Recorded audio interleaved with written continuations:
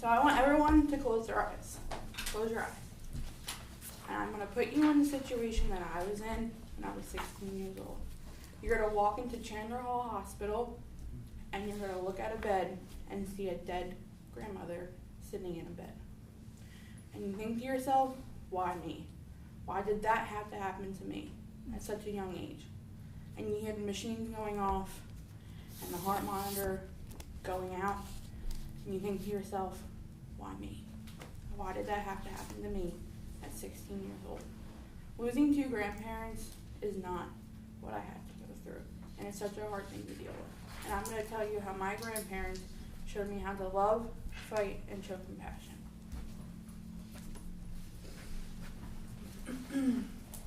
My Nana's name was Eileen Runner. She was my best friend. I loved her so much, and I would tell her everything, all the time. If I was crying, she would come to me and hug me and say, "What's wrong?" I'd be like, "Anything." And my grandfather, Bill Runner, was the life of the party. He would make you laugh and, try and make you cheer up. Now I'm going to tell you how my grandparents showed me love. There's 5 grandkids in the family. I'm the first, so I was, loved the most. I had everything I wanted. So they would, when we came over, because they lived in Lancaster, they moved.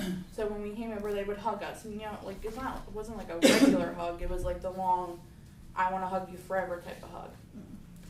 And since I lived so far away, they would call us on the phone.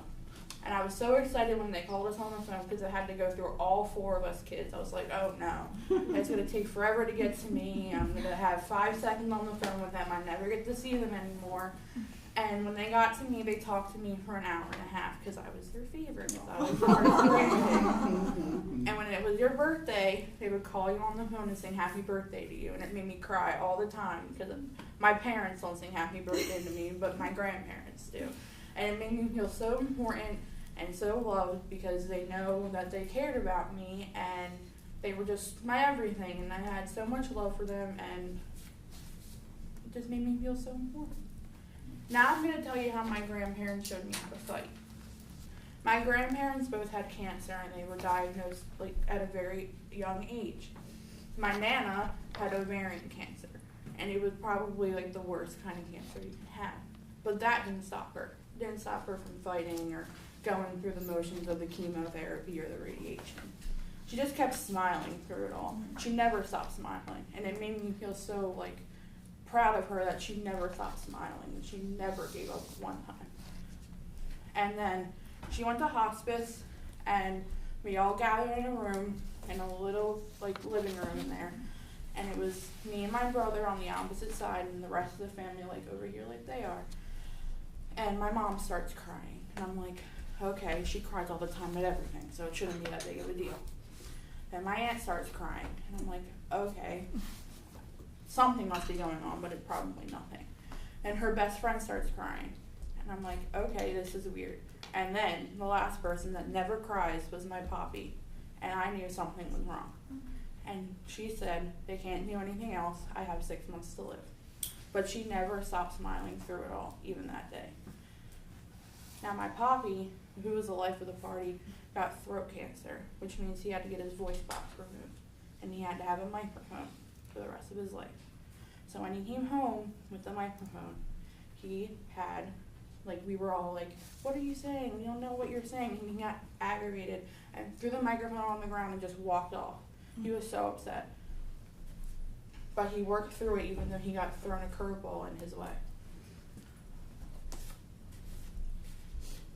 Finally, I'm going to tell you how my grandparents showed me compassion. Even though my Nana was in hospice, we could see her all the time. All the time we came to see her. Even though she was sick and jaundice and, didn't want to be around anybody, we still could come see her till the end.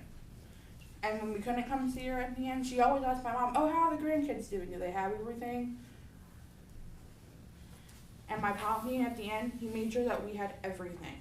He made sure that we had school clothes, school supplies, that we had food on the table, that we had everything we needed. and we still came to see him when he was in the hospital and in hospice. They were my best friends, and losing them changed my life forever. When my Nana died, I tried to kill myself 3 times, and I had to go to a mental hospital because of it. But I know in my heart that they didn't want me to kill myself because they knew that I loved them and they didn't want me to do that.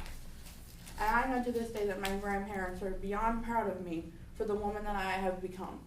And I hope that you never have to go through the pain that I have to go through every day losing my grandparents. Thank you.